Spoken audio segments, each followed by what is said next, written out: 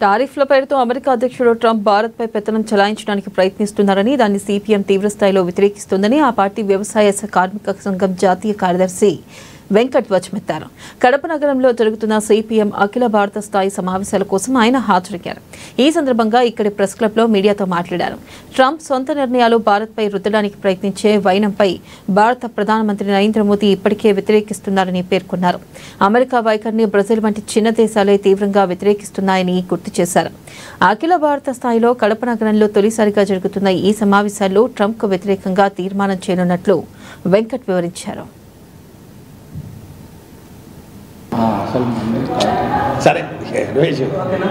కడపలో అఖిల భారత స్థాయిలో సమావేశాలు జరపటం ఇదే ప్రథమం. ఈ సమావేశాలకు 20 రాష్ట్రాల నుంచి ప్రతినిధులు హాజరవుతున్నారు. అఖిల భారత నాయకత్వం, రాష్ట్ర నాయకత్వం, ఎంపీలు, ఎమ్మెల్యేలు, వివిధ పోరాటాల్లో పాల్గొన్నటువంటి అందరూ ఈ సమావేశాలకు హాజరవుతున్నారు. ఈ సమావేశాల్లో ప్రధానంగా మేము చర్చించేది, మన దేశం ఇప్పటికీ వ్యవసాయ దేశం. 165 నుంచి 70% మంది వ్యవసాయం మీద ఆధారపడి ఉన్నారు. తెలుగు రాష్ట్రాల్లో వ్యవసాయం చాలా కీలకమైంది. ఈ వ్యవసాయంలో అత్యంత ముఖ్యమైన రైతులు, వ్యవసాయ కార్మికులు, కౌలుదారులు, వృత్తిదారులు ఎలా ఉన్నారు, వీటి గురించి మేము చర్చిస్తున్నాం. అలాగే మన దేశంలో 32 కోట్ల మెట్రిక్ టన్నుల ఆహార ధాన్యాలు పండుతున్నాయి. ఇంత ఆహార ధాన్యాలు పండుతున్న తర్వాత కూడా ఎందుకు ఆకలి సావులు అవుతున్నాయి?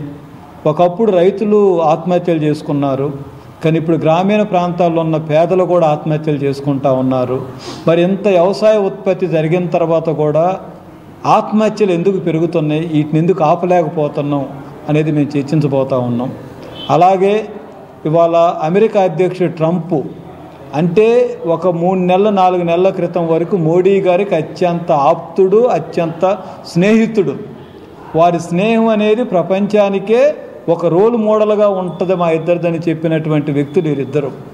కానీ వాళ్ళ ట్రంప్ వాణిజ్య సుంకాల పేరుతో తీసుకుంటున్న నిర్ణయాలు మన భారతదేశానికి పెద్ద సవాలుగా మారుతున్నాయి. కడపలో అఖిల భారత స్థాయిలో సమావేశాలు జరపటం ఇదే ప్రథమం. వాణిజ్య సుంకాల పేరుతో తీసుకుంటున్న నిర్ణయాలు